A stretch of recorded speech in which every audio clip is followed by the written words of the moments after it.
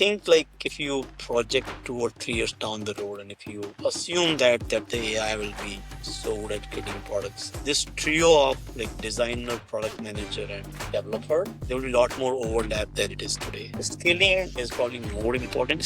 Scaling your effort, scaling your activities is probably a better use of AI. It was hard. I think it was definitely hard for me personally. A lot of like 6 months of mental stress and uh, yeah. The problem that you face in the B2C space is finding the right people to talk to, right? Because always have like different segments of customers, and when you are building something new, the adoption of that new is always going to kind of follow that very standard S curve. You'll have some early adopters, you will have some non-believers and things like that, right? So how do you kind of find the early adopters? So but Pinterest took like many years before it became viral, right? Like it wasn't viral from day one, and founders kind of stuck around. But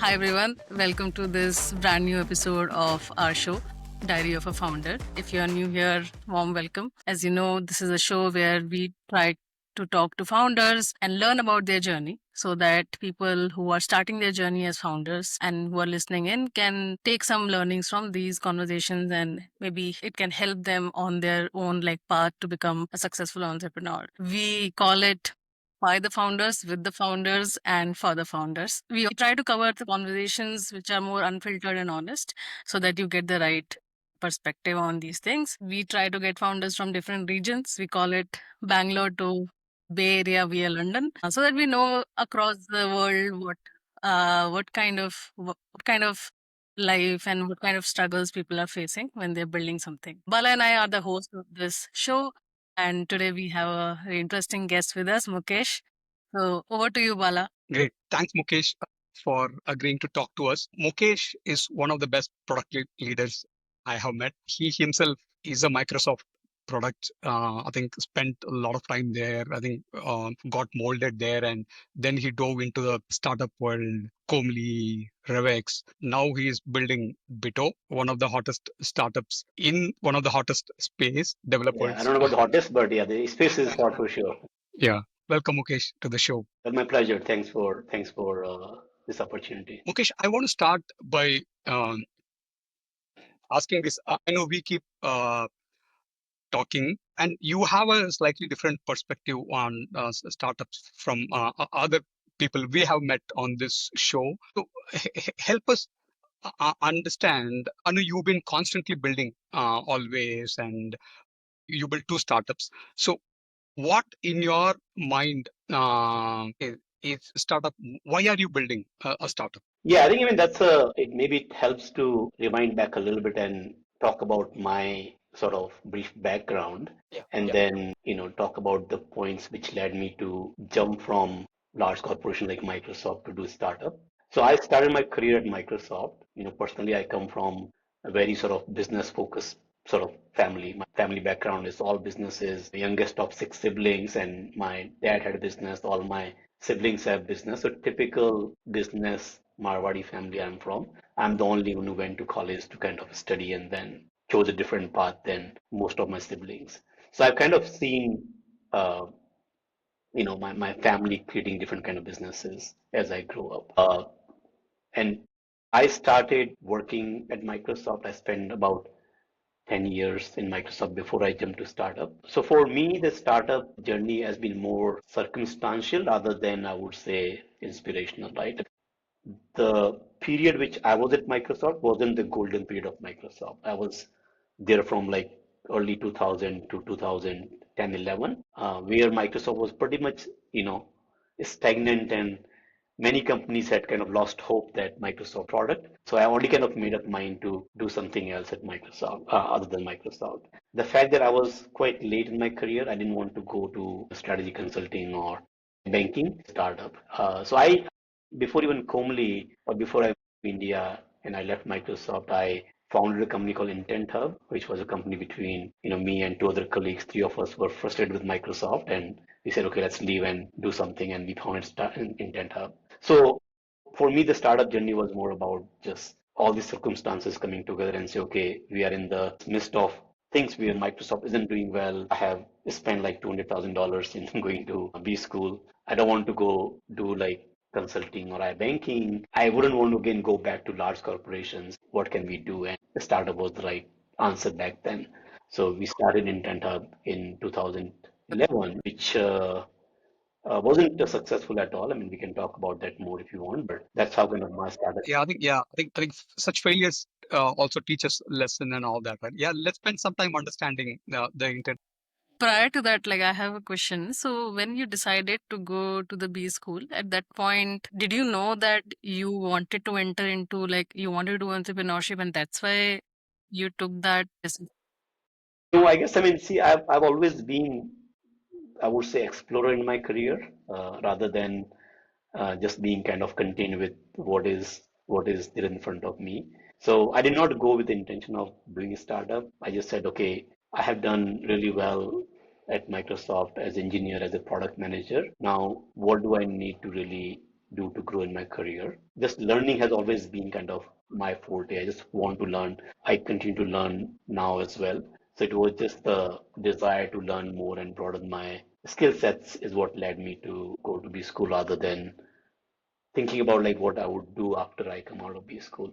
I always had an option to sort of come back to Microsoft because Microsoft partially sponsored my MBA as well. So that option was always there. But yeah, it wasn't, intent wasn't to kind of do startup. And as a result of that, like go to B Got it. school. And like because this is a question that a lot of people think about that is going to a B school something that helps in having that having that outlook towards like before you actually start something of your own. So I mean in your experience do you think that experience has helped and would you suggest that people do this when before they actually start their own journey of being a founder? Yeah, I guess, I mean, everybody's journey is going to be different. There are a lot of successful startup which came out without the founders going to even college. There are many successful startup which became big without B school, right? So it's not a necessity. It's basically depends on everybody's kind of personal situations and personal circumstance. Now, looking back, has it helped me in my startup journey? I would say absolutely yes. But if I did not have the B school, would it have caused any problem? I would say no, because when you have a problem in front of you as part of a startup journey, there are multiple ways to solve that problem. And for me, I mean, B school has certainly helped solve that problem. And I think there are sort of two aspects I would maybe highlight. One is just the knowledge that you acquire in B school, like you just build that intuition about various aspects of doing business, like finance or marketing and things like that. And it just makes you better decision maker when you are making decisions around like where to spend money, how to market your product, how to sell the product. Like you don't need to be really like expert. I mean, you can learn a lot of those things. If you are a founder, you don't need to be finance expert, you don't need to be marketing expert. So you can learn that on the job as well. But for me, having that broad perspective of different skill sets help just from better decisioning and better discussions. And I think the second thing where it helped the most is um, just the network. Everybody talks about network that you develop in the B school or in any college settings or the corporate settings, right? And for me, the network was really helpful, throughout my B school journey, throughout my startup journey at Komli, at RevEx, even at Bito now. And I mean, I think that there is this the theory of like strength of weak connections, right? Like many times you get help from the people that you wouldn't think of. And I would give you an example. When I was at RevEx, we were kind of trying to grow business and we have a decent business in India and we're trying to kind of penetrate the US market or the Western market, and we did not have like capacity to invest into building a direct sales team in the US. We were looking for some channel partnership. The channel partnership came from a connection which is like I would say in the normal life would be like 2 or 3 degrees away from you, right? So I had this professor at Wharton. He was an Israeli professor. I was always in touch with him, and he reached out to me saying that, hey, here is this Israeli ad tech company. They are looking to build their business in India, and can you help them guide on how to hire people in India and how to kind of with office in India. And it happened to be in the same space, like we were at tech company. This company that my Wharton professor introduced was also a tech company. And kind of as we kind of discussed more and more, what we kind of came to conclusion is that we already have presence in India. We are looking for, growing our business in the US market, and they had presence in the US market. So as a result of that, kind of we became partner, and they helps us take our product into the US market. We help them grow their business in India, and they became our channel partner in the US market. So it's kind of like something, if I had gone looking for those kind of opportunities, that wouldn't have happened, but it was just the circumstance that this professor at Wharton, he introduced me to, this wonderful guy named Eyal at this company, and resulted into really good partnership, which became, decent business for us at RevEx. So I think all these networks that you kind of build, you never know, when those networks could be useful. And I'm fortunate enough that I have a lot of people that I can count on to bounce the ideas or learn from them, and just solve the problem through the power of network. I think yeah, we're at MBA and like jump to RevEx. Let's go back Yeah, to Intent. yeah. So I Yeah, think yeah, coming yeah. back to sort of Intent Hub was kind of a startup we launched. I think bit of that was also sort of problem driven. So last year of my career at Microsoft, I was in Bing search engine. At that time, like especially in 2008, 9 time frame, there was a particular problem with a lot of search engines, which was driven by these content farms companies. So the content farm business is essentially they create, content, the long tail content based on what the user would search, and they create like really low quality content to basically drive traffic from search engines, and then they monetize through ads and whatnot. So quality of search was pretty bad at that time. I mean, these content farm like Demand Media was one company which was doing that at massive scale. So we launched Intent Hub with the intent of building a content curation platform. I mean, search was kind of not delivering high quality results. I think the content curation was uh, a theme at that point. Like there were a bunch of other platforms which came about wherein the content was not just discovered algorithmically through the search engine, but people could curate the content and provide this content uh, across different mediums and different medias and things like that. So the goal of the Intent Hub was to kind of build this content creation platform where people could curate and create these content hubs uh, based on like specific intent, right? So if your intent is, for example, you want to do a startup, then there'll be a startup intent hub, and it would have content which are curated by people uh, and organized and things like that, right? So there were a lot of similar models. Like there was this Delicious was kind of news curation platform. If you think about like Pinterest, which is the extent to success, it's also the content curation platform where people are creating like image medias and creating like different kind of boards, right? So we were in the similar space, like where people could create these different boards around different goals and intents. So it was, I mean, we kind of launched the platform, and I think the challenge we hit was more around just scaling. I mean, it's a B2C play, and the B2C play, you do need to kind of either have a lot of runway to be able to stick around until you can hit that inflection point, or you need to have some kind of, virality component where your product become viral, right? So, but Pinterest took like many years before it became viral, right? Like it wasn't viral from day one, and founders kind of stuck around. But all of us, like three co-founders that we did not hit that virality because the problem we were trying to solve were more like non-frequent problem. Like when you are curating content for these uh, sort of long form tasks like starting a startup or starting the going to B school and these kind of research focused tasks, then building a kind of that ecosystem where people are curating content and then there are consumers, and building that kind of cycle where more and more people are curating content for more kind of needs was a challenging problem, and we couldn't figure out what it would take to sort of grow both side of equations where people are consuming content and people are creating content at the Yeah, same time, right?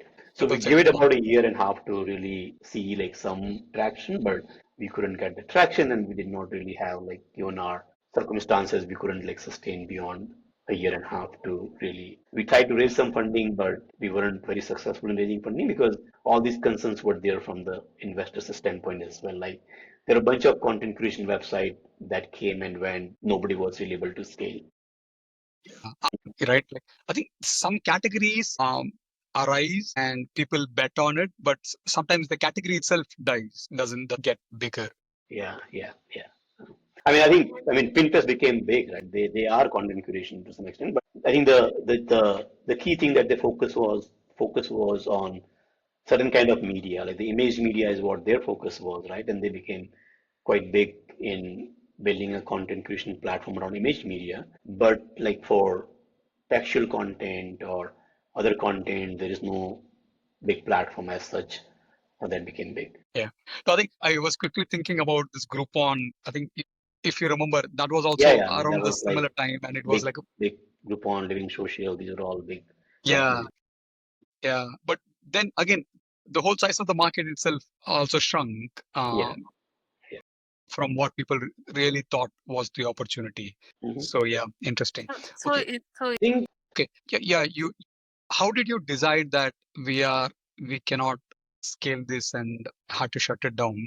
And what were some of the big tech? I know you mentioned a few of them, yeah. but if you were to take away a few lessons from this journey, what will that be? Yeah, so I mean, there's a couple of lessons. Like one is when we decided to switch out of Microsoft, and this is more like from the career standpoint, right? The decision was a bit emotional in some sense. Like you are kind of frustrated, and company is great learning opportunity, but stock is not going anywhere. So three of us like were just like, hey, let's leave kind of thing, right? Oh, all from Microsoft, all Yeah, three. from Microsoft, right? So I think the one learning was that if you are in the full-time job and if you are kind of in the later stage of the career, take some time to kind of figure out what problem you want to solve, but then leave your job on the emotions basis and say, no, let me just leave and then figure out. Because then you just have a longer runway to really figure out the problem. I think everybody,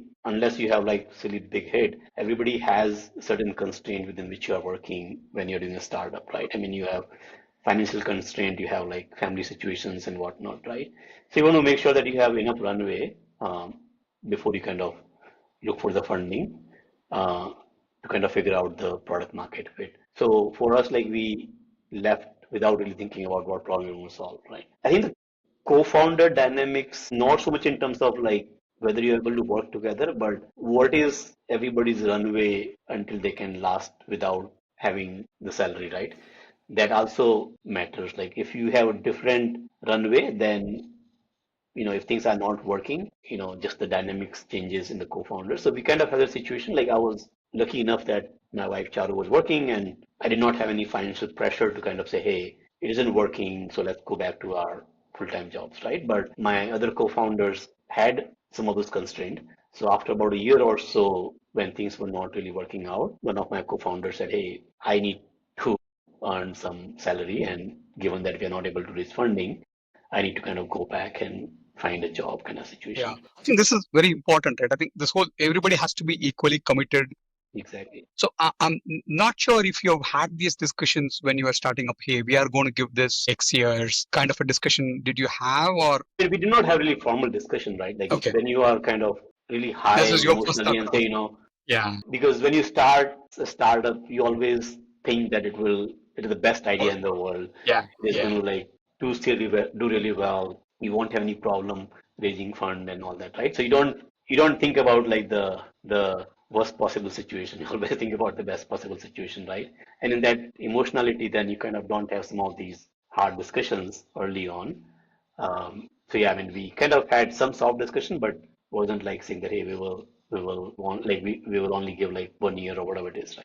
So, I mean, even if let's say we want to have some sort of a formal discussion with our co-founder about what kind of timeline we are looking at, Is there a way to come up with that timeline? Because when we enter, we are trying to start something. We don't know what product would actually is something that will come out. What would be the product market fit? How much like virality kind of component would be there, or what could be the demand? What are the tools? That much ambiguity. Yeah. Even I am actually in the current state struggling to figure out like what is that time period till when I will be in this, and I mean what should I communicate, and this is like a real problem for me, and I'm sure everyone who's in the similar situation would be thinking about this. Is there a way that we can approach this? Like what do we know, like, can we estimate what kind of time do we commit to this before even beginning? I think it would depends on the space that you are in and the kind of problem you are trying to solve. Like the one recommendations I have is, as I said earlier, if you're in a full-time job, start like the problem discovery phase while you're on the job and not after you leave the job. So then you are kind of leaving your job with some conviction that, this problem is big enough problem to be solved and worth solving. Right. Now, if you have that conviction, then how long does it take to kind of find the product market fit? I don't think there is any formula as such, but I would definitely give like at least 2 years based on my experience because it would take you like at least a couple of pivots to really figure out how you want to go after. I mean, anything below 2 years is like really short a timeline to find the product market fit. If you're lucky, I mean, and if you look at the data, you see the data all over the place, right? If you look at the startup data, some startups really found product market fit within like few months and then really became big. And there are a lot of successful startups. Even like I would say, I mean, I keep talking about Pinterest because it's an interesting example. It's a big company, but it took them like 2, 3 years to really figure out that this is a product which is worth kind of building because it was kind of an accidental hit in some way, right? I mean, they were doing something, and I don't know if you know the story, but nobody was really using this. Like nobody was going and creating these boards of images, and they did not know what's the target user group it and all that, right? But what they kind of saw is that these women in Midwest of America, not like California or New York. I mean, they were basically using this platform to create like these different kind of boards for their personal projects and for the kids and for so these like moms from the Midwest were using the product, right? So it took them like a few years to really figure out, and then they kind of shot up from there. So in short, to answer your questions, like I would say, if I were to just pick a number, give it 2 years, but more, um, I would say what you can do while you're on the job if you are leaving your job to startup to do the problem discovery. It just gives you like a lot more comfort and can you can leave the job with a strong conviction about the problem you're trying to solve. Yeah, I think 2 years is the thumb rule most people Yeah. say. And also it depends on the space, whether it's a enterprise SaaS or a B2B small business SaaS or a B2C. I think Yeah. probably B2C would need the longest runway, Yeah. isn't it? Because the number of unknowns are too much. In enterprise, I don't know, if you get one or two deal, you will at least the runway problem gets solved and you can like continue executing, Yeah, yeah. isn't I it? think, I mean, see, as long as like if you can find a paying customer, like one or two paying customer in the B2C space, if you can find uh, uh, what do you call like retained users who are really active and using the product day in day basis, right? I mean, those are some good signals. I mean, there are various methods that are there out today to kind of see if you have product market fit and things like that, right? Yeah, so 2 years time frame, but keep iterating, keep talking to customers. Standard advice that most people give, like, don't just go on building without really understanding the problem space. And yeah. Mukesh, I briefly want to discuss the other point also about jumping into full time without a lot of clarity. I know you gave this advice to me and I didn't take it. Uh, but the challenge, the counter argument to that is like it's like a chicken and egg problem where you have to invest time and energy and focus to get to a place where you know if it's going to work or not. Yeah, Mm. this yeah, balancing that it's a big challenge, isn't it? So how do you think about that? I think the way I kind of look at that time when you are still working full time is not really kind of build stuff, but talk to people, like talk to investors, talk to like potential customers if you know which domain you are going to go after, what problem you're trying to solve, right? Really get the conviction on the problem you want to solve rather than whether you are building and finding the product market. It's really hard to kind of build the stuff while you're working full time or to really sell or market. But at least you can do a lot of groundwork to um, have a conviction on solving the right problem. Yeah, I agree. Again, I mean, I look at everything with this B2B, B2C lens. It feels like it is easier to do for a B2B idea than a B2C idea, even this exploration also, because it feels difficult to talk to a retail customer without a product and asking for them to Mm, understand their willingness to pay for something like a product that doesn't exist today, isn't it? yeah. But is willingness to pay the right parameter? Because I'm wondering that when we talk about a problem, and I was reading this book, The Mom's Test, and the book Mm, teaches the fact that you shouldn't go to your customers with a product exactly. when you're trying to find out the whether this is a problem to solve. So in fact it says that when you go to someone, just be very broad in terms of understanding what the problem statement is, and at this point you are not trying to sell your product, you're just trying to understand, is there something in their life that we can solve for. I just took some learnings from there and I mean applied it when I was doing my own customer research, but it's hard because the discussion might go into directions where you don't want. But yeah, that's a art, I guess. But yeah, Mukesh, like, what are your thoughts on this?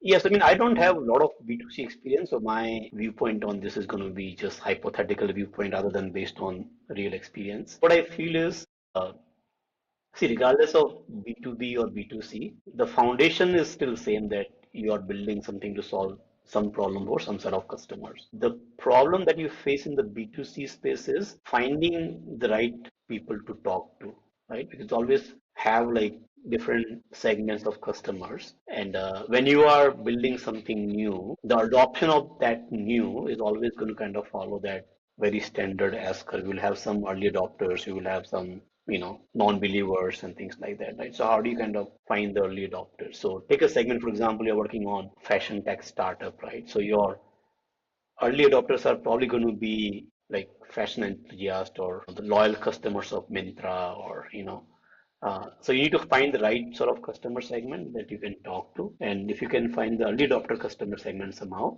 then you may be able to validate your problem really well. The problem discovery itself is, I would say, a bit of art.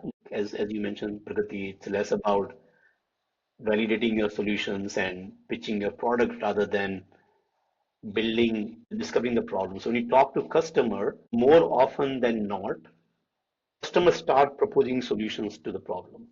And you want to kind of be very smart about how do you navigate those conversations so that you really kind of go deep into problem discovery and not pitch your problem or not have customers spend like 90% of their time how to kind of solve that problem, right? So, and then find the right sort of, customer segment. Another thing which is critical is in the B2C space is to have enough conversation because it's a like in the B2B space, you are approaching with like some target customer. Like if you're building sales solutions, then you are talking to salespeople. If you're building like HR solutions, you're talking to HR solutions. The consumer space is so broad-based space that how many conversations are enough conversations for you to kind of have a validation whether this problem is worth solving or not. And it's like 10, 15, 20, 100. I would say like 100 plus conversation may be required to really have that conviction. And I would say like also like the people you're talking to. If you're going to talk to the people that you know, your family, friends, then the kind of feedback you get is probably going to be more biased feedback.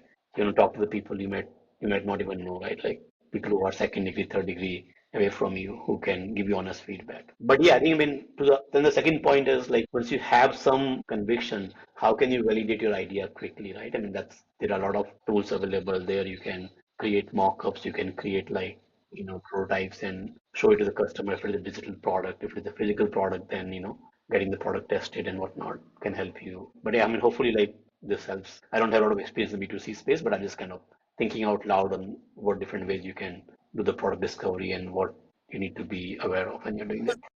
I mean, I think a lot of these things actually come, I mean, more like first principles thinking. So this is pretty helpful. So I also want to, like, there is so much that I want to talk about, and I feel like we have so less time.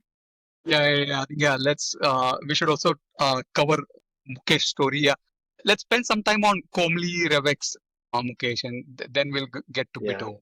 Yeah, how did Yes, I Komli think happen? First of all, Komli yeah. was an interesting journey. I mean, Huh. again, circumstances like after I left Microsoft, this startup didn't really pan out. And then we as a family were in the middle of moving back to India, like not moving back to India, but it was a thought that, we have been in the US for about 15 years. And my wife, Charu, she is very close to her parents. She always want to kind of move back to India. So I think that was the right time to kind of move back to India because I had left Microsoft. The startup wasn't working well. My wife, she was still at Microsoft. So then we said, okay, let's move back to India. And we started kind of exploring what's happening in India. So I think this was like 2011, 12 is when I joined Komli, I moved back to India. Another reason we want to move back to India, or at least I want to move back to India, was like just the digital ecosystem in India was just booming at that point. Like in 2012, e-commerce was hot. Anything digital was hot, right?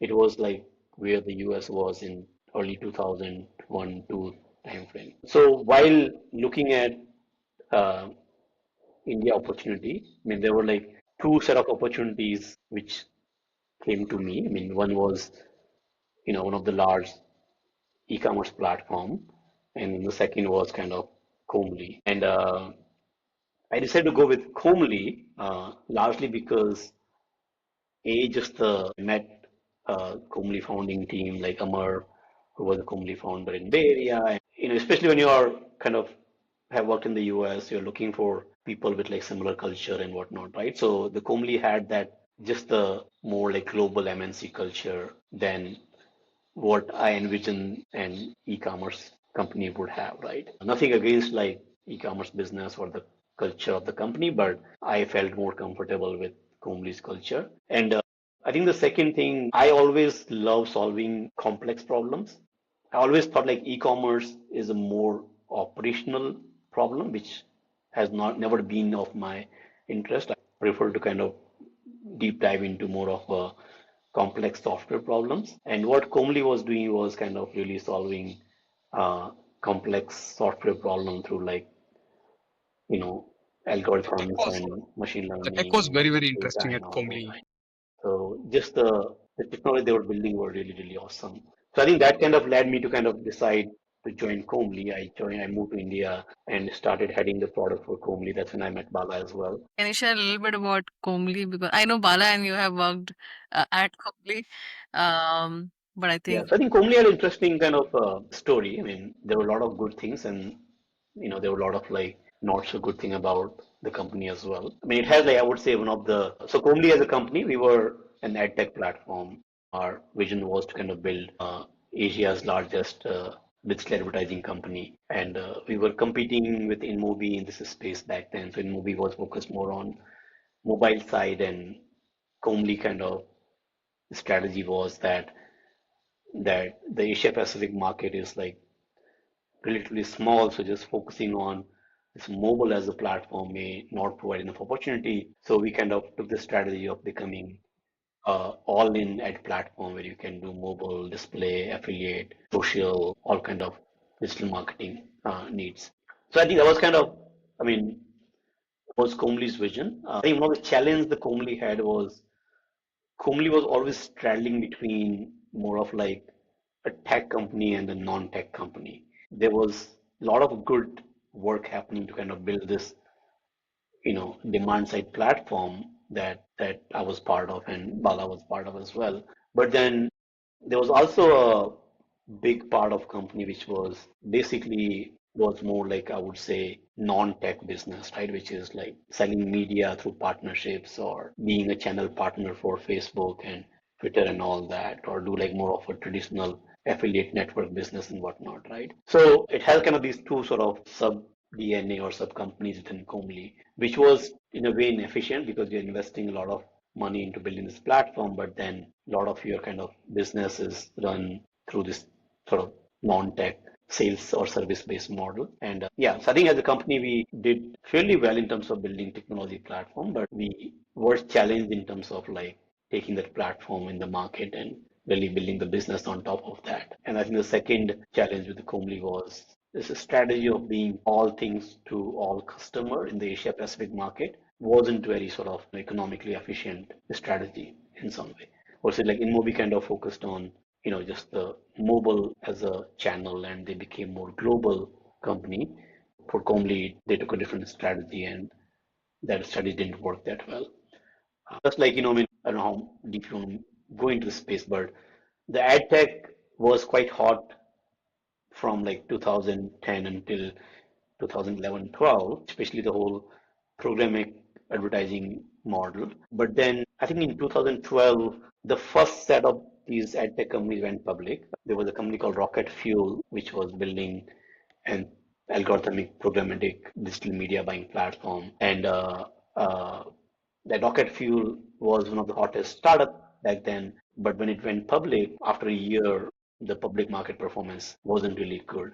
So that pretty much kind of brought down a lot of these independent ad tech platforms and the funding became difficult and things like that. Um, Interesting. Mukesh, you said two things, right? So one is multiple focus and second is the sales machine. Is it on the sales problem? Do you think is it the team that was a challenge? I mean, one of the co-founders should be from the sales background if you're building a sales business, is the question I'm trying to ask. I don't think it was a challenge with the team per se. It was more of like within the same organization, like Komli Media's organization, you are running two different companies altogether, if you will, right? Hmm. And there's always kind of, pull and push between two different business model. Like, do you invest more into this platform, which is going to help you grow in the future, or you want to just going to throw more like sales bodies on this other business, which is largely a non-tech business or traditional ad network business. I mean, independently, there are a lot of success stories, like a lot of ad networks, Yeah, are yeah. very popular and became popular. And then similarly, there are DSP platform like Trade Desk and these companies became popular, right? So independently, there are good businesses to be done in both side of businesses, but within the same organizations, when you are sharing resources, when you are sharing kind of, funding, etc., then it becomes a challenge because, from the inside or outside in view, you are kind of this tech company, right?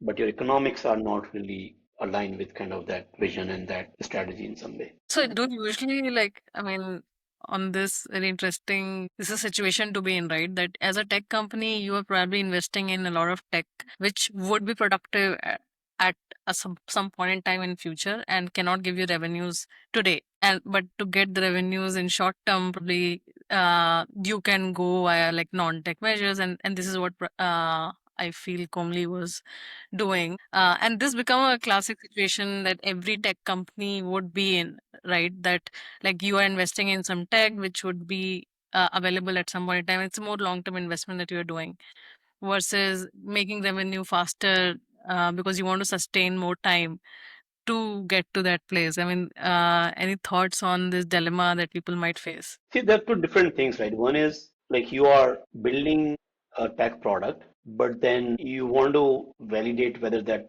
product is scale, whether it will generate revenue. So you want to sell it quickly as well, right? So you want to build something and sell it quickly to kind of test whether you can monetize that or not. So that strategy is a very well, most founders should do that strategy. They should build something and try to kind of pitch it, sell it as soon as possible, right? The problem is the company's problem wasn't that. It was like the top level focus for whatever it was more on the revenue side. The product was being built without like putting the enough amount of effort to really sell it, right?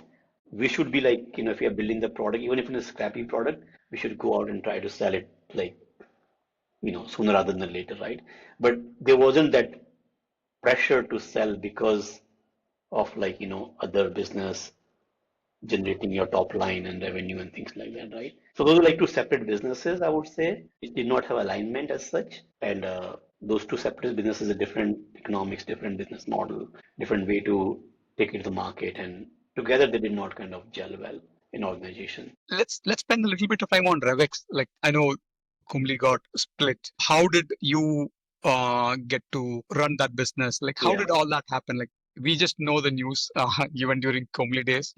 Yeah. So I think RevEx is probably, that it's the offshoot of Komli. I mean, that tech platform that we were developing inside Komli, demand side platform that did not like really get much traction as part of the Komli. In 2015, 16, company, not just Komli, I mean, Komli had its challenges, but overall, like, ad tech industry was being challenged just because the Facebook and Google and these platforms were kind of dominating platforms, and investors did not believe that you can create a scalable independent ad platform competing against Google and Facebook and Twitter and all that. So the market sentiment was a little bit off in 2015, and for Comely, I think the only option was to kind of look for some strategic exit opportunity. So we had a lot of interest from different type of companies. There was interest from e-commerce companies in India as well who wanted to go into ad business,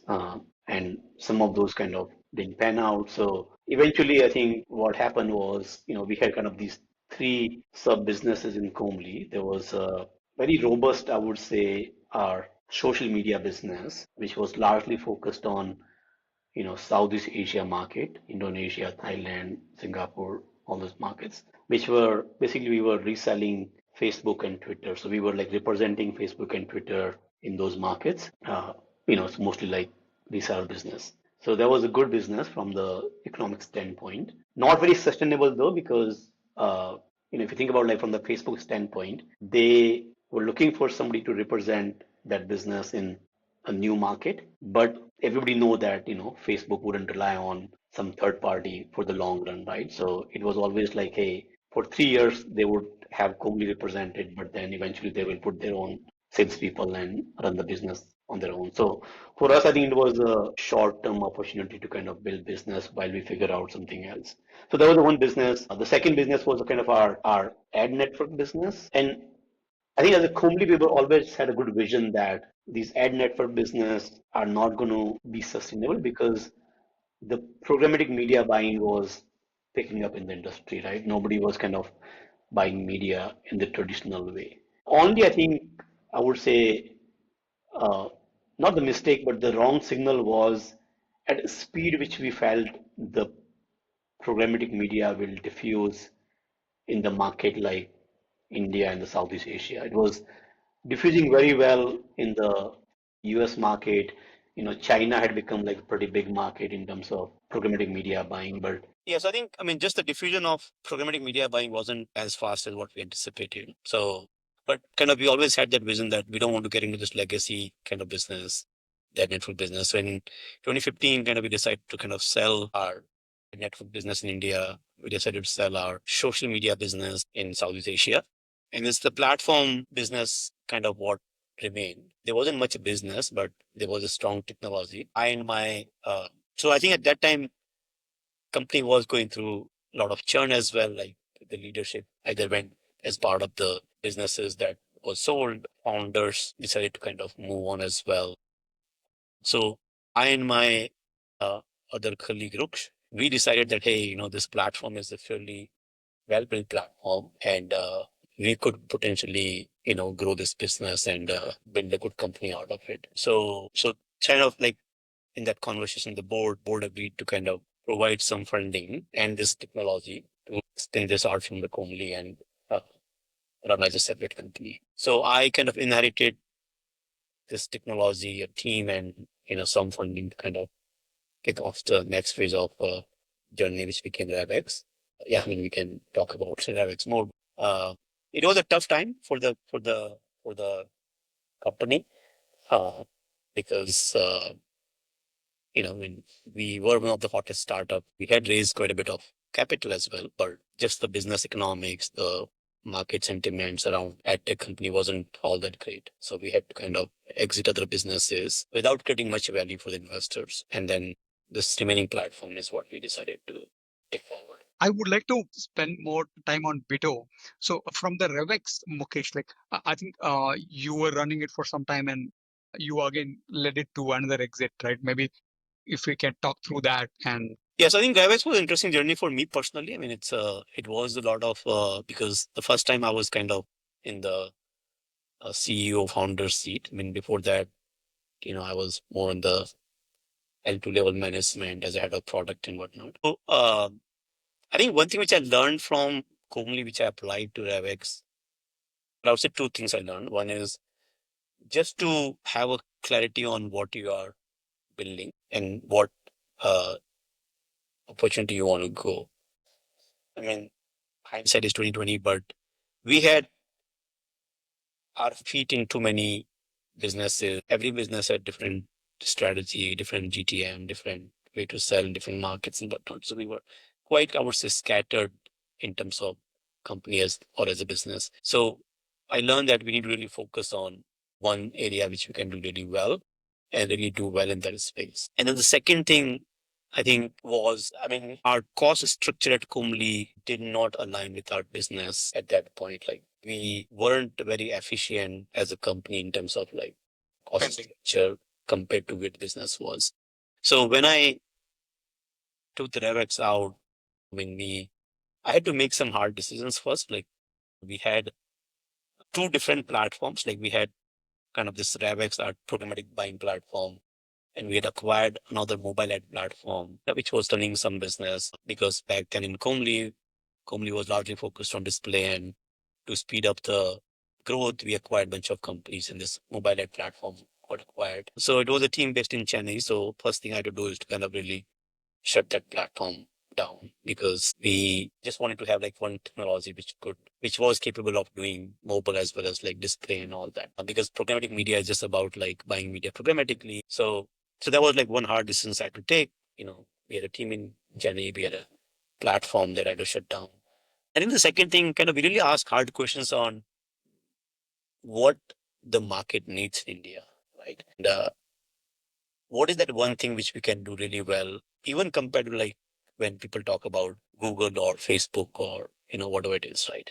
At the time, InMobi was already very big, isn't it? Yes, InMobi was big as well. I mean, they were in mobile, but they were like more broad-based mobile platform. They were kind of at that time were trying to transition from the ad network model to the programmatic media. So I think in the RevEx, like I think what we said is we will focus on one thing.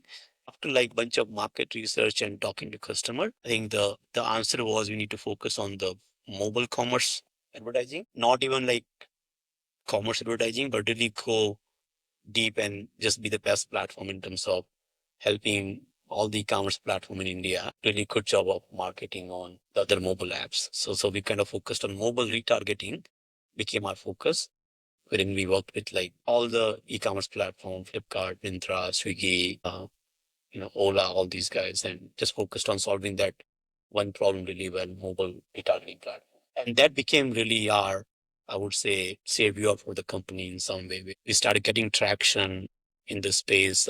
There weren't a lot of competition out there. There were other retargeting platforms, but none of them were focused on mobile retargeting. It was a different problem to be solved from the technology standpoint as well as like how do you optimize for the mobile channel. And then the second thing we did was kind of we optimized our cost structure massively. I remember we took one project very early on, wherein so we were spending a lot of money on these private cloud, if you will. Like we had our own data centers and whatnot, right? And we were spending like $200,000 per month on maintaining the data center. We had these long-term contracts with whoever the trusted that we were, and we hardly had any business.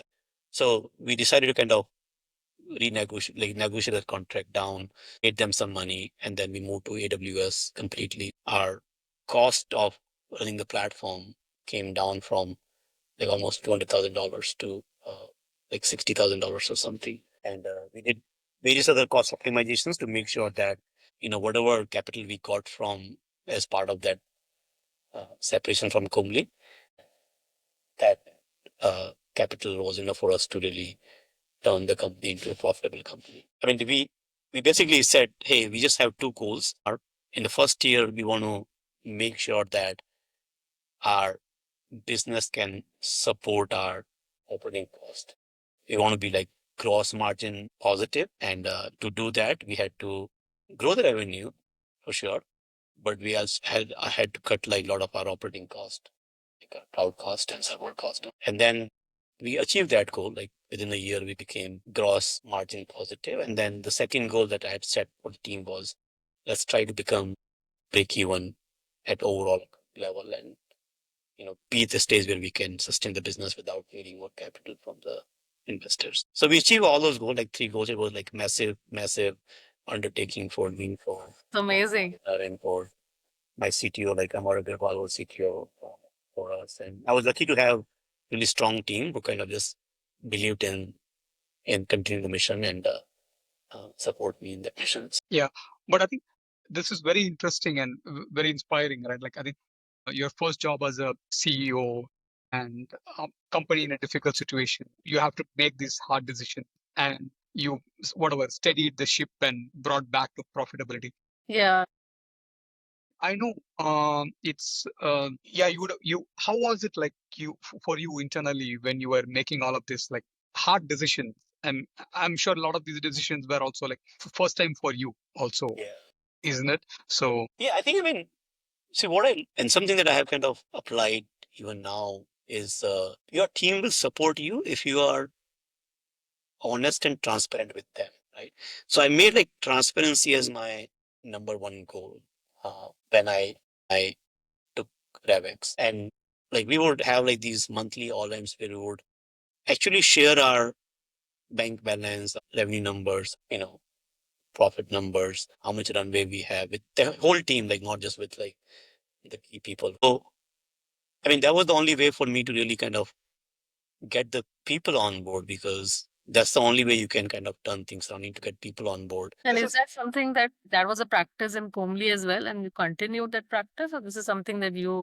I mean, Komli was a larger organization. When we were there, we had about 400, 500 people. When I inherited Travex, it was a smaller team. So I think it was practiced. Companies would always share their business metrics. yeah, not only the good numbers, right? Hey, how the business is growing. It's only those things. Yeah, So not the yeah. Yeah. when you talk about radical transparency, it means like you are sharing all good and all bad shit with the team, right? Yeah.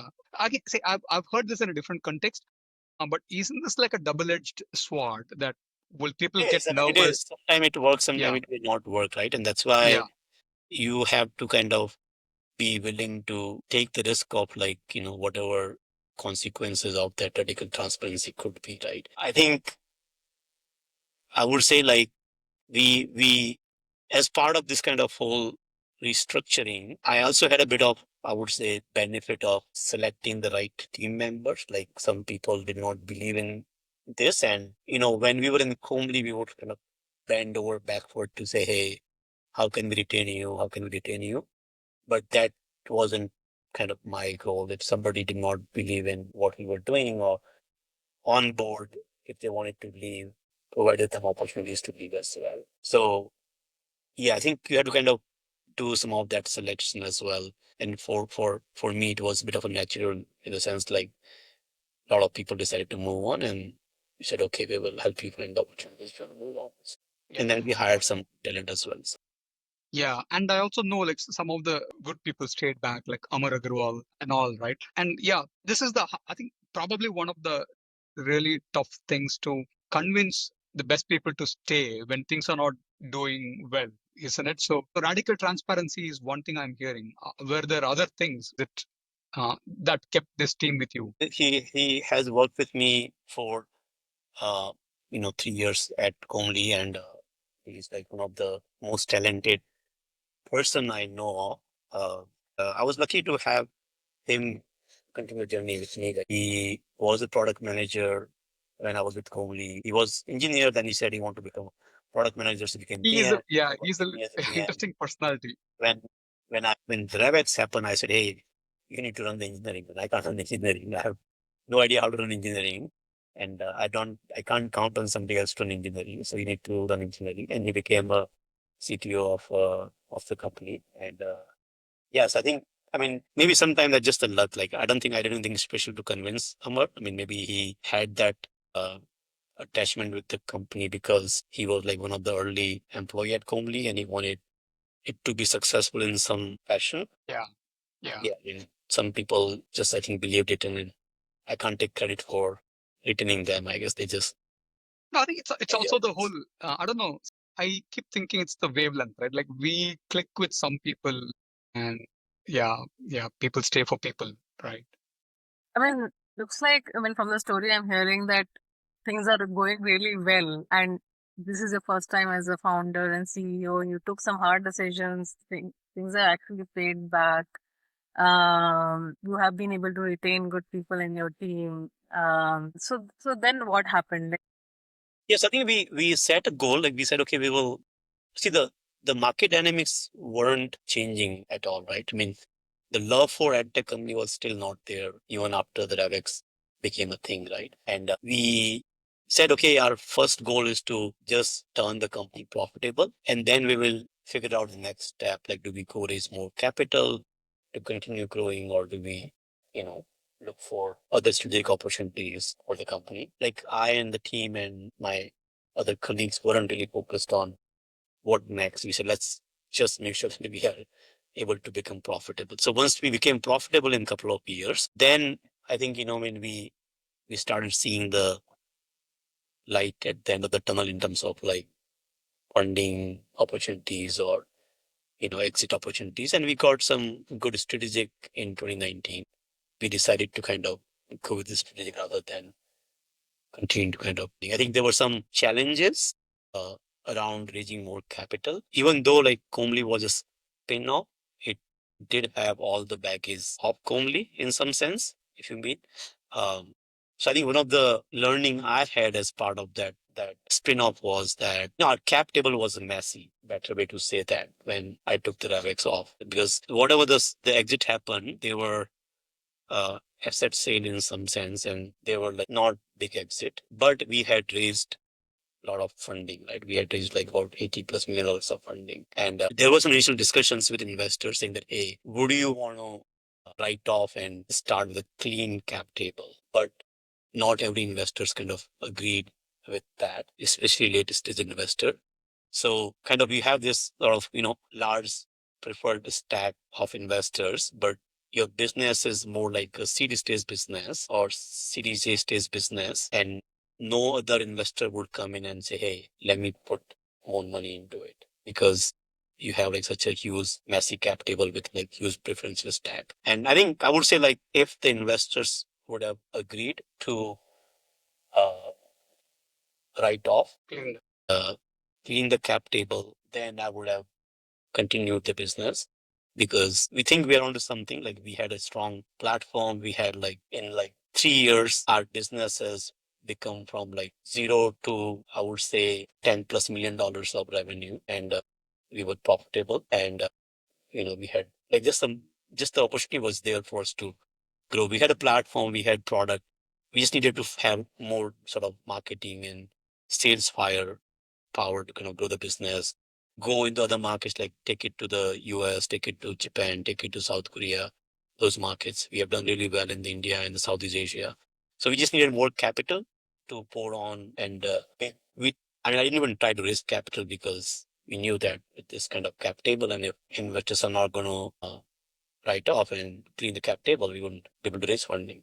So the strategic was the right outcome for us. And I think when we had a discussion, and some of the early stage investors were willing to write off. We just had one investor who didn't really want to There go is up. always, yeah, And yeah. they had like the highest kind of, I mean, they were the latest stage investors. Yeah. Yeah. Cool, It cool. just I didn't think, work yeah. out. Like, I couldn't say more, but it just didn't work out. Okay. It was hard. I think it was definitely hard for me personally. A lot of like 6 months of mental stress, and uh, yeah, I mean, I guess I think some of these things you learn. I think one thing that probably I and my could have done differently is, when we were spinning out from the DravX, we should have started with a clean table at that point, right? Once kind of your business is doing well and there is some light at the end of the tunnel, investors also kind of are less. Okay, because we are discussing the investor side of things, would you still suggest every startup to raise money, or what do you think about bootstrapping versus raising money from investors? I think it depends on the kind of space you are going after. There's some products which are hard to really scale without raising capital? It hasn't been. I think nobody wants to raise capital, right? If you think about how the businesses were done, nobody wants to raise capital. They want to kind of grow it slowly and things like that. But just the situation is such that if you're in the tech space, there is always this massive competition and, who can build better product, who can grow faster. So I think the norm is that you just build product quickly, you grow quickly through raising capital. Having said that, there are always, some stories of companies growing slowly and really without raising capital. Or in few, I think in India you have, I believe, Zoho is known as like a company which started out and they haven't raised any capital. Yeah, but it was a very again a slow and painful growth story. Like it's a 20-year-old company. I've seen it from the beginning. Yeah, yeah. Yeah. So let's discuss this question in the context of all the new tech. I believe everything is changing now, right? Like right from product development to distribution, everything is changing.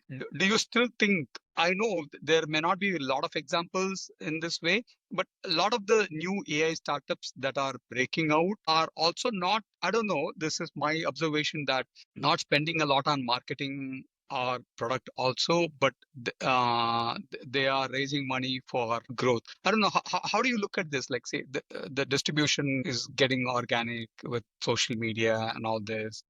Yes, I think even what's happening right now, and this is kind of like, just from the market dynamics perspective, we have seen this story play out earlier as well.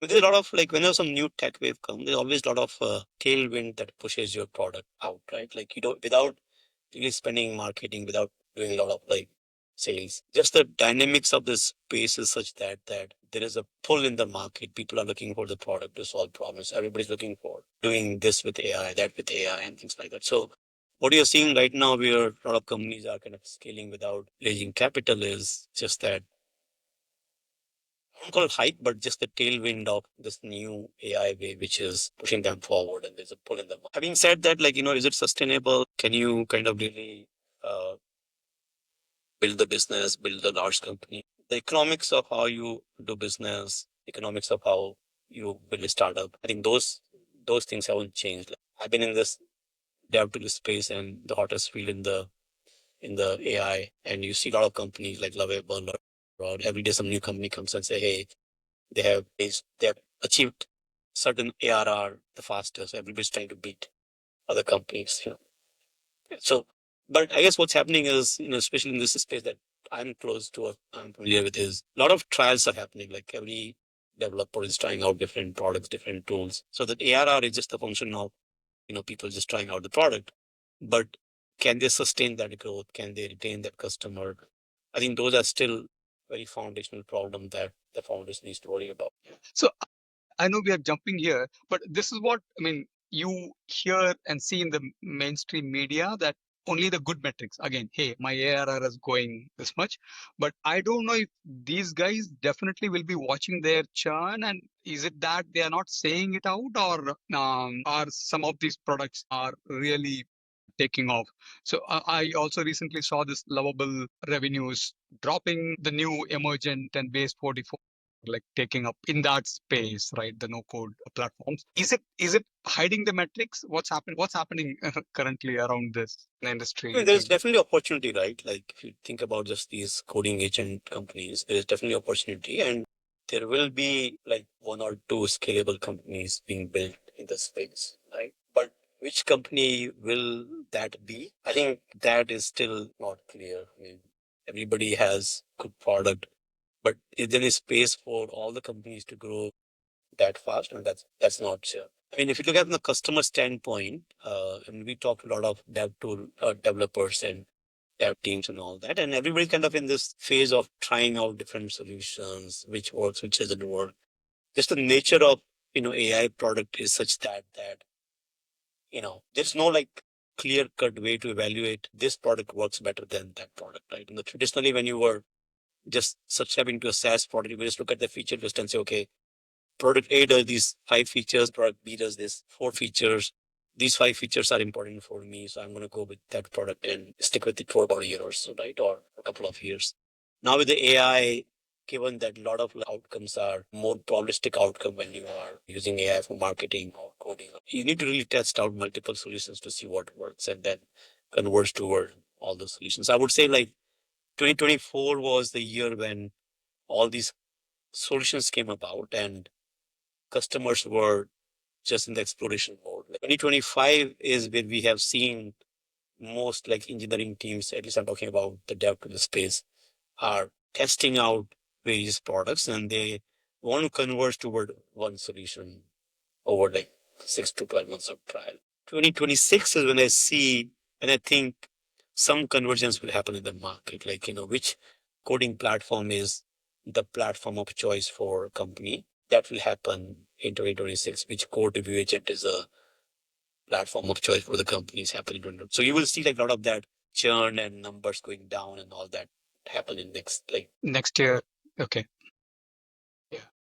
I would say challenge is that just the underlying technology is changing so fast, right? The mods are changing so fast. If somebody start building, let's say, an agent today with the new model versus somebody has built an agent with the model of like last year. And if you haven't really focused on building a platform in such a way where you can rip out and replace the underlying technology, underlying LLMs, then the people who are building or starting out with new models would perform better than the companies which have been around and were working with like older models. Isn't it? So one of the challenge Yeah. that I'm seeing a lot of AI companies is that you build a platform which was heavily integrated, fine tuned on, let's say, GPT-4 or something, right? And you have integrated that in such a way that it's really hard for you to rip out GPT-4 and pull like Gemini 3.0 or Claude Sonnet 4.5.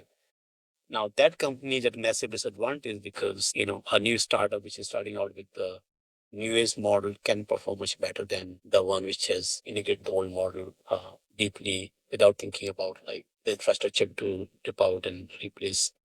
Yeah, that is on the system design and architecture side. I also see this from user side, the fatigue. For example, I'm actively building, and for me, it's already very difficult to move out of Cursor to try a new product because I don't want to go take all the new learning curve that it needs to adopt to a new tool. Unless Cursor messes things up, I wouldn't change. So what really will be the, I don't know, is this the moat question, or you talked about churn and retention? So yeah, how do you think about the user fatigue in this context? I don't agree 100% with the fact that you cannot like switch the platform. I mean, there is really no stickiness in Cursor or the Cloud Code or any of these platforms. Agree. Yeah. I think that's the inherent challenge with the category itself in some way, right? I mean, if you think about like this, the category of coding agent versus like an enterprise SaaS product like CRM or HR or IT management, the coding agent platform beginning to look more like a B2C than a B2B product because it's a single player product. Everybody is kind of using coding agents on their own. There are no like team features or multiplayer mode where if I use Cursor, it would improve the usability of Cursor for my colleagues or my team, right? That is not fair. I mean, they are building it, but right now it's basically a single player platform. So there is no stickiness in terms of like that more people use my team, the product gets better, right? Versus like sales, CRM, they are inherently like team products. If I'm using some project management tool like Jira, not just me, but my entire team kind of depends on that product and entire workflows are built around teams and whatnot, right? So it's really hard to rip out the products versus like the coding agents product. So I mean, then what kind of drives the mode? Is it like then just become a market share game and then like the way B2C platforms are like, look at like e-commerce and all that. Eventually it is a market share game where, I mean, I can easily shop the same product from Amazon or Flipkart, but I would just go to Flipkart or Amazon either because of price point or whatever the other advantage I get, right? So like I don't have a clear answer on what that mode would be, but very early stage and yeah, Okay. I think this is interesting. I think for a B2B product, the multiplayer mode is very important, is what I understand. Yeah. Been a very important so far, right? I Yeah. mean, and Yeah. if you think like outside these coding agents, I don't think there's Every other. any scalable single player product out in the market which is doing like $100 million of ARR or something, right? And this coding agent is the first category I know of which have scale to become a multi $100 million category with a single player mode of like B2B use case. Right? Yeah, yeah, it's interesting space and interesting category, I would say. Sorry, Mukesh, we have 10 minutes and we haven't covered Bito. Can you go little more longer? Can we spend more time on Bito? Okay, great. Hey, actually, I wanted to know like how Vito happened and how did you decide to enter the. So yeah, I think the Bito is interesting. Again, like Amar was my co-founder at Komli, and I was at EY, which was kind of a bit of a career move for me. I mean, I've always been this like product person, enterprise product guy, and EY happened. I think it's good to sort of put that in context before I go into Bito. So when I was selling RevEx, EY was like helping with some of the due diligence and whatnot. So I got to know one of the partner at EY. And then when RevEx happened, I decided to kind of not continue with the acquiring company. Then this partner of EY who I was in touch with, he reached out to and say, hey, we are kind of building a startup within EY. So kind of we discussed that opportunity, sounded interesting. They wanted to kind of build the enterprise product and build the consulting business around that. McKinsey and some of these companies have done that really well, what they call like asset-based consulting, where they build out some IP assets and then build the consulting around that. So he said, hey, why don't you come and lead that? It was an interesting role, building in the enterprise space and then leverage the consulting engine that EY has to kind of grow that business. So the value prop was interesting. The opportunity was interesting. And I think when one thing that was kind of I was nervous about is that building any kind of platform require different DNA than what consulting DNAs are. Consulting business is all about time and money and billing hours and all that, right? And would they willing to invest to build a platform, which may take a year, 2 years time frame. So initially there was a commitment to invest, but then when COVID hit in 2019 is when kind of everybody went back to the basics and say, we want to be really conservative in terms of investment on new bets. And that's when I think the investment did not come through. So, we were looking for investment to grow our team in India, build this platform, build like be one of the platform and then taking the market. But because of COVID, that investment did not come through. So then I decided to kind of say, hey, without investment, I really don't have any business. I'm not a consultant. I do not want to be a consultant. I'm a product person. I want to build products and build the product-based business. And I wasn't at the right fit for me at that point. At the same time, Anand and Amar were working on something. They reached out to me saying, hey, do you want to join this company? And I said, okay, sounds interesting. So I then joined. And we started out with like a dev space. Felt like developer space needs some new products, new tools. This is before even the OpenAI and the ChatGPT came about. Komli was founded in early 2022 and ChatGPT came out in like November of 2022. So we were working on sort of this developer tool on AI based developer tooling platform. We did that for about 6, 7 months. And then when the OpenAI ChatGPT Codex model came in, we pivoted away from what we were doing. We still remain in the dev tool space, but instead of doing like this other non-AI dev tool product, we pivoted more toward what Bito is today. And it took us like a couple of iterations to get where we are today. It wasn't that we wanted to do code division from day one. We started. Sorry, Mukesh. Just to go back on that, I remember the early days of Bito. I think we were discussing when I was at Clevo. I think this looked a little bit like the Copilot of today, isn't it? The Bito, the first version. I remember. Yeah, so I think our hypothesis was that even though a lot of other document centric systems like Google and Figma and Notion and all these platforms are quite collaborative, wherein you can create some artifact and have share it with your colleagues with a link and get a feedback on that. Like Figma's entire strategy was based on to be able to share your design quickly and get comment from your colleagues, right?